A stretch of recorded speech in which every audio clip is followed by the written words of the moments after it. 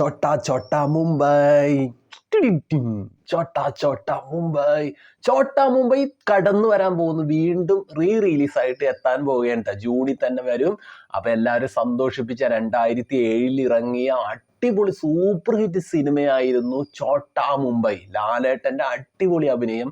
ലാലേട്ടനും അതിലുള്ള മറ്റ് താരങ്ങളൊക്കെ തകർത്ത് അഭിനയിച്ച ചോട്ടാ മുംബൈ ഇപ്പോഴും നമ്മുടെ മനസ്സിലിങ്ങനെ നിറഞ്ഞു നിൽക്കുകയാണ്. 2007 ആ വർഷത്തില് വിഷു റിലീസായിട്ട് എത്തിയ ചിത്രമായിരുന്നു ചോട്ടാ മുംബൈ. അൻവർ റഷീദ് സംവിധാനം ചെയ്ത് തിരക്കഥ ഒരുക്കിയത് ബെന്നി പി നായരമ്പലം. ക്യാമറ വർക്കുകളും ഛായാഗ്രഹണത്തിന്റെ ഫുൾ വർക്കുകളും ചെയ്തത് അഴകപ്പനായിരുന്നു. കിഡ്ലോസ്കി ആയിട്ടുള്ള സിനിമ എഡിറ്റ് ചെയ്തത് ഡോൺ മാക്സ് ആയിരുന്നു. സംഗീതം രാഹുൽ രാജ്.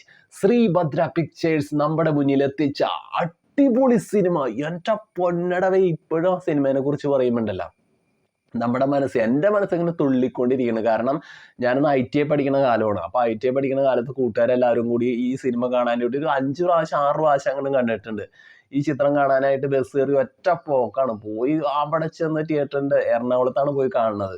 കണ്ടു കഴിഞ്ഞ് കഴിയുമ്പോണ്ടല്ലോ നമുക്ക് തിയേറ്ററിൻ്റെ അകത്ത് കയറുമ്പോൾ ഒരു ഉത്സവ മൂഡാണ്. എൻ്റെടോ അടിപൊളി വൈബ് സിനിമ. നല്ലൊരു പടം തന്നെയായിരുന്നു. കാരണം മോഹൻലാൽ ആ കാലത്ത് ചെയ്തിരിക്കുന്ന ചിത്രങ്ങളൊക്കെ വെച്ച് നോക്കുകയാണെങ്കിൽ ഈ സിനിമയ്ക്ക് ഒരു പ്രത്യേക മൂഡുണ്ട്. കോമഡിയിലൂടെ അന്ന് ആക്ഷനും കൂടി ചേർത്തിട്ട് കഥ പറയാൻ ശ്രമിച്ചിരിക്കുന്നു. വാസ്കോഡ ഗാമ എന്നുള്ള ഒരു കിടിലൻ കഥാപാത്രമായിട്ട് വന്ന് എല്ലാവരെയും ചിരിപ്പിക്കുകയും സന്തോഷിപ്പിക്കുകയും അതുപോലെ തന്നെ എതിരാളികൾ നേരിടേണ്ട സമയത്ത് ആ ഒരു ഉഷിരോടുകൂടി ആ ഒരു കരുത്തോടുകൂടി വന്ന് അടിച്ച് തരിപ്പണമാക്കുന്ന നമ്മുടെ ലാലേട്ടൻ അടിപൊളിയായിരുന്നു. ഇതിൽ വില്ലനെ എടുത്ത് പറയണം. കിഡിലോസ്കി അടിപൊളി വില്ലനല്ലേ. കലാപൊന്മണി ചെയ്ത സൂപ്പർ വില്ലൻ കഥാപാത്രമാണ് CI നടേശൻ.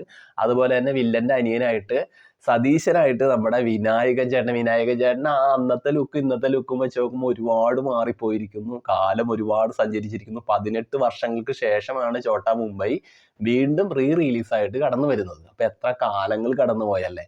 അപ്പൊ ആ ചിത്രത്തിന്റെ ഉത്സവമൂട് എന്ന് പറഞ്ഞു കഴിഞ്ഞാൽ നമുക്ക് ഇന്നും മനസ്സിലിങ്ങനെ നിറഞ്ഞു നിൽക്കണം. അതിൽ ഓരോ കഥാപാത്രങ്ങളും മുള്ളൻ ചന്ദ്രപ്പനായിട്ട് സിദ്ദിഖ്, അതായത് നമ്മുടെ ലാലേട്ടന്റെ വാസ്കോഡ ഗാമയുടെ ഉറ്റ സുഹൃത്തുക്കളായിട്ട് മാറുന്ന കുറെ കഥാപാത്രങ്ങൾ ഉണ്ടായില്ലേ. ഈ ചിത്രത്തിൽ സൈന്യമായിട്ട് നമ്മുടെ മണിക്കുട്ടൻ വരുന്നു. ടോമിച്ചനായിട്ട് ഇന്ദ്രജിത്ത് കടന്നു വരുന്നു. അതുപോലെ തന്നെ സുശീലനായിട്ട് ബിജുക്കുട്ടൻ കടന്നു വരുന്നു. സുശീലന്റെ അമ്മാവനായിട്ട് വാസൂട്ടനായിട്ട് കൊച്ചിലനീഫ കടന്നു വരുന്നു. ഒരുപാട് കഥാപാത്രങ്ങൾ. പടക്കം ബഷീറായിട്ട് നമ്മുടെ ജഗതി ചേട്ടൻ്റെ ഒക്കെ കിട്ടില്ല സംഭവമായിട്ടുള്ള ഒരു സിനിമ തന്നെയാണ്. കാരണം ചോട്ടാ മുംബൈ എന്താണ് നമുക്ക് തരാൻ ഉദ്ദേശിച്ചത് അത് കൃത്യമായിട്ട് ജനങ്ങളുടെ ഉള്ളിലേക്ക് എത്തിക്കാനായിട്ട് അതിൻ്റെ വിതരണക്കാർക്കും അതിൻ്റെ അണിയറ പ്രവർത്തകർക്കും എല്ലാവർക്കും സാധിച്ചിരിക്കും. കൊച്ചിയുടെ ഹൃദയത്തെ കവർന്നെടുക്കുന്ന ഏറ്റവും വലിയ ഉത്സവമാണ് അവിടുത്തെ കാർണിവൽ. ആ കാർണിവലിനെ സംബന്ധിച്ച് അവിടുത്തെ കഥാപാത്രങ്ങളുടെ കോമഡിയും കാര്യങ്ങളൊക്കെ നല്ലതുപോലെ വർക്കൗട്ടായിട്ട് നമ്മുടെ മനസ്സിലേക്ക് ഇങ്ങനെ കോരിയിട്ട് ആവേശമായിട്ട് കടന്നു വന്ന ചിത്രമാണ് ചോട്ടാ മുംബൈ. വിഷു റിലീസായിട്ടാണ് ചിത്രം കടന്നു വന്നത്. വിഷു റിലീസിന് മുമ്പായിട്ട്, അതായത് വിഷുവിന് ഒരാഴ്ച മുമ്പായിട്ടാണ് ചിത്രം കടന്നു വന്നത്. 2007 ഏപ്രിൽ 7-ാം തീയതിയാണ് ചിത്രം തിയേറ്ററിലേക്ക് എത്തിയത്. അപ്പൊ റിലീസായിട്ട് വീണ്ടും ചിത്രം കടന്നു വരുമ്പോൾ അതിൽ ഒരുപാട് താരങ്ങൾ നമ്മൾ മിസ് ചെയ്യുന്നുണ്ട്. ഒരുപാട് താരങ്ങൾ നമ്മളെ വിട്ടകന്നു പോയിരിക്കുന്നു. മരണത്തിലേക്ക് അവർ കടന്നു പോയിരിക്കുന്നു. ആ താരങ്ങൾ ഏതൊക്കെയാണെന്ന് ചോദിച്ചു കഴിഞ്ഞാൽ അതിൽ പാമ്പു ചാക്കോച്ചനായിട്ട് അഭിനയിച്ച നമ്മുടെ രാജംബിദേവ് ചേട്ടനുണ്ടല്ലോ, അദ്ദേഹം നമ്മളെ വിട്ടകന്നു പോയിരിക്കുന്നു. അതുപോലെ തന്നെ മോഹൻലാലിന്റെ തലയുടെ സഹോദരിയായിട്ട് അഭിനയിച്ച ഷെറിൻ എന്ന കഥാപാത്രത്തെ ചെയ്ത ശരണ്യ ശശി നമ്മളെ വിട്ടകന്നു പോയിരിക്കുന്നു, വിട പറഞ്ഞു പോയിരിക്കുന്നു. പിന്നെ അതുപോലെ തന്നെ കൊച്ചിൻ അനീഫ നമ്മളെ വിട്ടകന്നു പോയിരിക്കുന്നു. അദ്ദേഹം അതിൽ വാസൂട്ടനായിട്ട് അഭിനയിച്ചിട്ടുള്ളൂ. നമ്മുടെ സുശീലന്റെ ബന്ധുവായിട്ടുള്ള വാസൂട്ടനായിട്ട് അഭിനയിച്ചിട്ടുണ്ടായിരുന്നു. അദ്ദേഹം വിട്ടകന്നു പോയി. പിന്നെ ഈ ചിത്രത്തിലെ ബാങ്ക് മാനേജറായിട്ട് അഭിനയിച്ച കൊച്ചുപ്രേമൻ ചേട്ടൻ നമ്മളെ വിട്ടകന്നു പോയി. അതേപോലെ തന്നെ നടേശന്റെ അനുയായിയായിട്ട്, കലാപൊന്മണി ചേട്ടന്റെ അനുയായിയായിട്ട് അങ്ങനെ അഭിനയിച്ച ഷാജി എന്ന കഥാപാത്രം ചെയ്ത സന്തോഷ് ജോഗിയും നമ്മളെ വിട്ടകന്നു പോയി. വലിയ സങ്കടമായിട്ട് നിലനിൽക്കുകയാണ് ഇവരുടെ വിട പറച്ചിൽ. ഈ ചിത്രത്തിൽ നിന്നും ഇവർ വിട്ടകന്നു പോയത് തന്നെ വലിയൊരു സങ്കടം തന്നെയാണ് നമുക്ക് ഇന്നും. കലാപൊന്മണി ചേട്ടനും അതുപോലെ തന്നെ ഇതിലെ ഏറ്റവും വലിയ വില്ലനായിട്ട് നിലനിന്ന കലാപൊന്മണിയും നമ്മളെ വിട്ടകന്നു പോയിരിക്കുന്നു. അപ്പോൾ ഒരുപാട് താരങ്ങൾ അകന്നു പോയ ഒരു ചിത്രം കൂടി തന്നെയാണ് ഛോട്ടാ മുംബൈ എന്ന് നമുക്ക് എടുത്തു പറയാൻ സാധിക്കും. കാരണം ആ ചിത്രം വീണ്ടും കടന്നു വരുമ്പോൾ അവരെയൊക്കെ ഇന്നില്ലല്ലോ, നമ്മുടെ കൂടെ ഇല്ലല്ലോ എന്നുള്ളൊരു ഓർമ്മ കൂടി നമ്മുടെ ഉള്ളിൽ ഇങ്ങനെ പതഞ്ഞു പൊങ്ങുകയാണ്. വീണ്ടും കടന്നു വരുന്നു, വീണ്ടും ഒരു പൊളി മൂടി തന്നെ, ഒരു അംബാനി മൂടി തന്നെയാണ് ചിത്രത്തിന്റെ വരവ്.